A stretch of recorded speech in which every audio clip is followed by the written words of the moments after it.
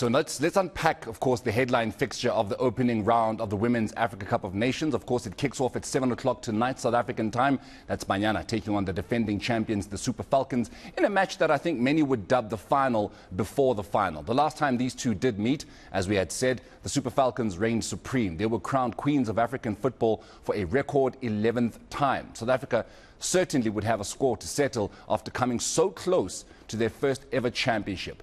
So let's discuss their chances with former Banyana captain Nthabeleng Modiko.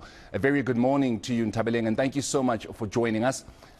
Do Banyana have a chance? I think there hasn't been that much preparation in terms of game time leading up to the Afcon, but there has been a tour of the Netherlands, which is about as good an opponent as we can get when we build up to a competition that we so desperately want to win. Thank you for having me, Morena, and good morning to your listeners and viewers. In terms of Banyana having a chance, yes, you're correct. You know, we've been playing in this tournament for so many years, and a number of times we've managed to just find ourselves in the finals and come short of winning it or clinching it. I believe that this time around there will be a better way of getting this cup home, because we've got a lot of players that are playing their trade in Europe and in better teams. I mean, you can speak of Utembi Kgatlana, who's currently in Atletico Madrid, and not only being there, but also playing a very active role, participating there in the leagues and making sure that she's scoring every single day. You can also make mention of Refugee Jane, who's also at Inter Milan.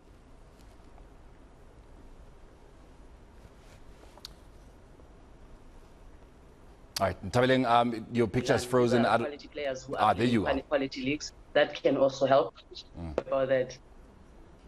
Sorry for just jumping in there. We had lost you for a second. But I mean, we've pretty much gotten the gist of what you're saying. Whereas after the World Cup of 2019, after the 2018 Women's Africa Cup of Nations, a lot of our players attracted the attention of international clubs. So essentially what you're saying is, you know, we are in a better place than where we were 4 years ago. Of course.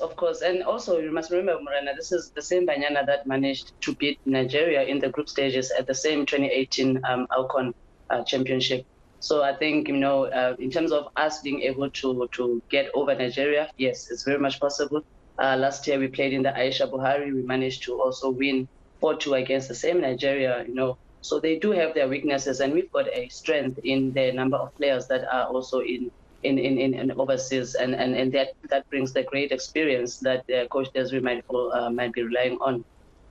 Nthabeleng, there is an incentive up for grabs on the cards for Banyana. SAFA says each player will get 400,000 rands if they are to win the Women's Africa Cup of Nations. Do you feel that's enough? Do you feel that, considering what SAFA has not done for women's football in this country, still hasn't made it professional, that 400,000 for making history is enough?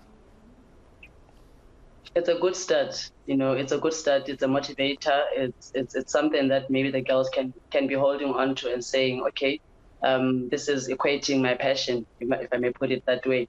So it's great of what SAFA is saying, and I hope that, you know, the girls don't get carried away, and also they don't feel hard done should, you know, they not win the tournament and not receive it. But I think for them as a carrot in front of them, yes, that's good, and very good on SAFA as well to be putting this investment on them.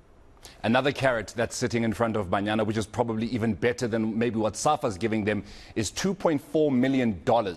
If they win this competition in Nthabeleng, they walk away with $2.4 million, which is an increase from the prize money of $975,000. Do you feel that it should be motivation enough, apart from them, you know, attracting better clubs, perhaps like a PSG or an Olympic Lyon?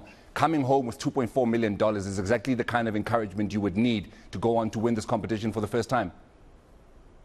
You've said it. And I also think maybe this can also motivate other young girls who are looking at Banyana right now, watching the games and saying, oh, wow, you know, there's so much that's there to play for.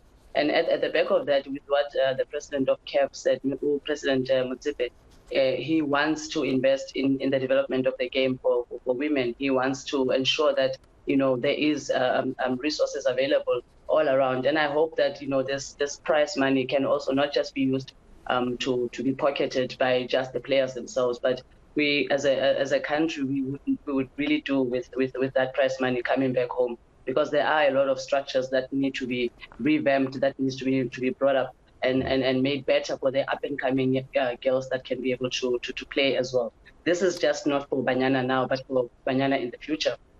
100%. And you leave it on an important note. It's not for this current team that's going out there to try and make history. It's for teams that are going to come after them to try and make the same kind of history. Nthabeleng, thank you so much for joining us here on eNCA this morning. That is the former captain of the women's national team, Banyana, and Nthabeleng Modiko, of course, just sharing with us what we can expect. And, of course, just giving her thoughts about the $2.4 million that South Africa are looking to win as they charter, as they move into Morocco to try and conquer the continent. And